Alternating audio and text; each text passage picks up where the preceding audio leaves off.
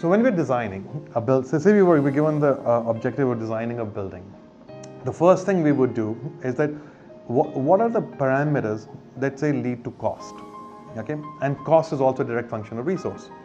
So typically speaking, a building weighs about anywhere between 1,000 to 1,500 kgs per square meter.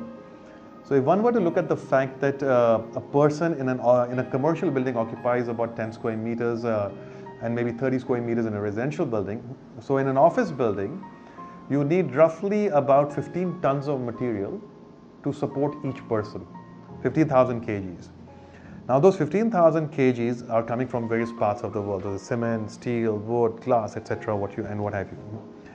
Now that's an incredibly inefficient method of working, because 15,000 kgs of material to provide shelter to a person whose average weight is 60-65 kgs. And I can't think of anything more wasteful than that. So when we are designing, we're saying, okay, where does all that material come from? What is really that material doing? Now the cement and steel is going into that building to prevent that building from collapsing and supporting the people in that building and preventing you from falling through the floor.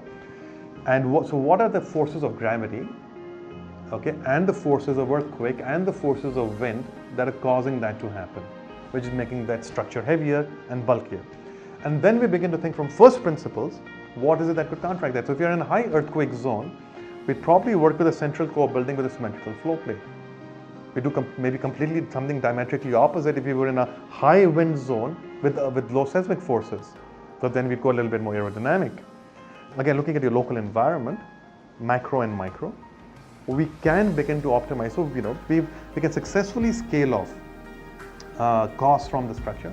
We can scale off by doing envelope optimization, by looking at passive design, close to 50 to 60, maybe sometimes even 70% of the air conditioning and artificial lighting that goes into a building, which obviously leads to a lesser cost of construction in a building. We can look at doing smart integrated facades that let the daylight in, keep the sun out, block the glare. And we can look at doing efficiency optimization by making the building itself far more efficient in the way it parks cars and the way it houses people. So we build lesser, so that we take away anything that is, let us say, a vestigial organ to that building by making the building itself efficient. And by putting all those things together, we come up with products that become more affordable or relatively more affordable.